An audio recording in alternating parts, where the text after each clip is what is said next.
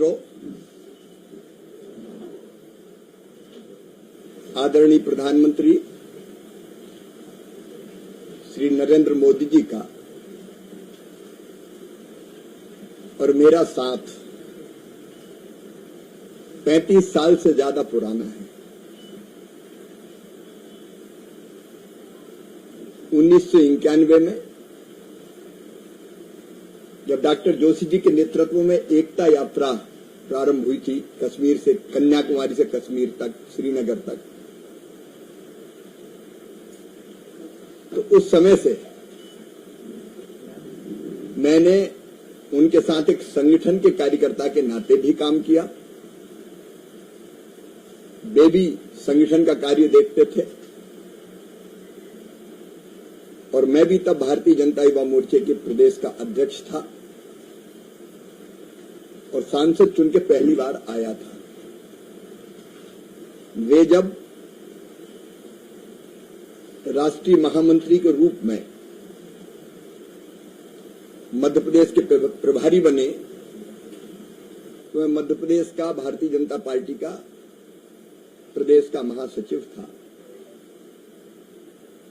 एकता यात्रा के वे प्रभारी थे। मुझे एकता यात्रा से युवाओं को जोड़ने के लिए केसरिया वाहिनी का संयोजक बनाया गया था। तो संगठन के कार्यकर्ता के नाते कई वर्षों तक मैंने उनके साथ काम किया। फिर वे मुख्यमंत्री बने। कुछ समय बाद मैं भी मुख्यमंत्री बन गया। एक मुख्यमंत्री के रूप में मैंने उनके साथ काम किया।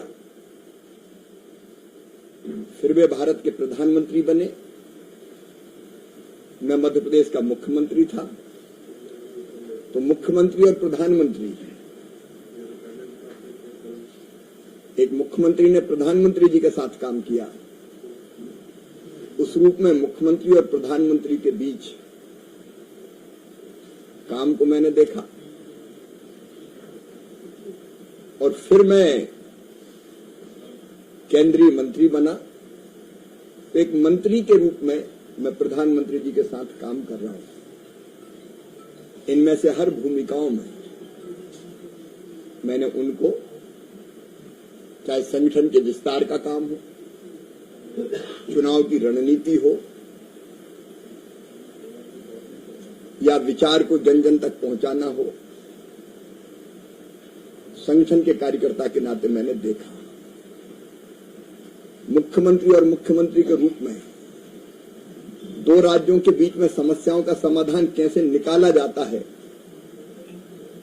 ये मैंने सूखे खेतों की प्यास बुझाने के लिए नर्मदा जल को मध्य प्रदेश को भी लाभ मिले और गुजरात को भी लाभ मिले, उसके फैसले हमने मिलकर साथ किए। वर्षों से लटके मुद्दों को कैसे समाधान के द्वार तक पहुंचाया जाता है, इसका मैं साक्षी हूं। मैंने जन कल्याण और विकास की योजनाओं को गुजरात में उन्हें नया स्वरूप देते हुए देखा। चाहे बेटी बचाओ बेटी पढ़ाओ जैसे अभियान हो, मैंने मध्य प्रदेश में लाडली लक्ष्मी जैसी योजनाएं बनाई। गुजरात का कृषि महोत्सव हो, हमने मध्य प्रदेश में कृषि की योजनाएं बनाई। तो हमने उस समय राज्यों के बीच परस्पर सहयोग और समन्वय कैसे होता है, इसका उदाहरण भी देखा। और कोविड के कठिन काल में तब चारों तरफ एक हताशा सा वातावरण था। अब मुख्यमंत्री के रूप में मैं जानता हूं उस समय हम कितने परेशान होते थे, लेकिन उस समय भी धैर्यपूर्वक उनको निर्णय लेते हुए देखा है, इस महामारी का मुकाबला करते हुए भी देखा है। और मैं वो दृश्य नहीं भूलता जब पहलगांव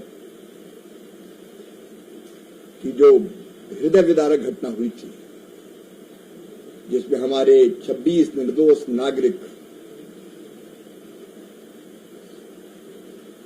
नागरिकों का खून बहा दिया गया था, और तब उनका रिएक्शन क्या होगा, वो कैसे निर्णय करेंगे। कैबिनेट की बैठक में मैं इसका साक्षी भी रहा हूं।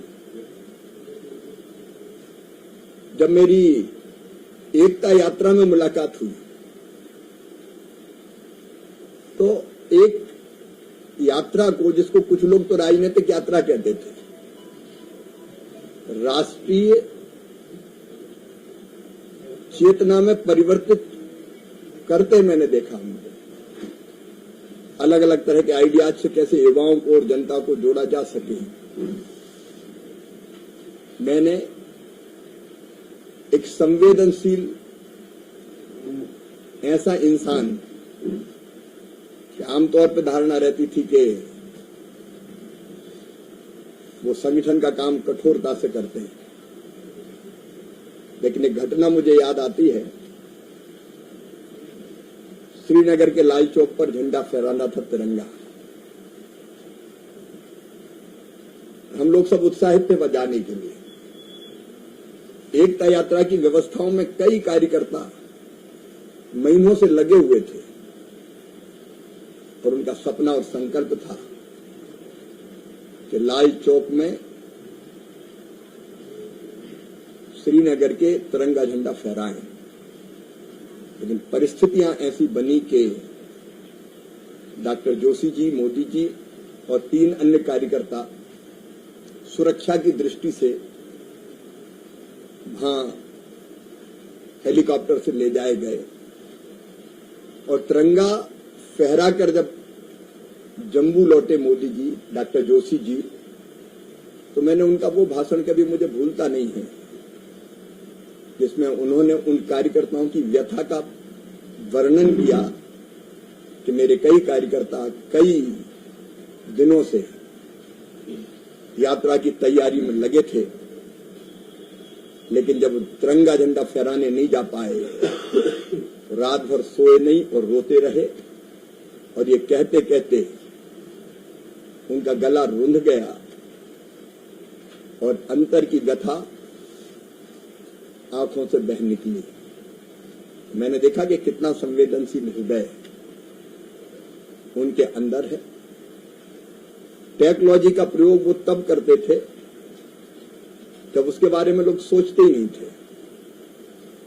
मुझे एक घटना याद है,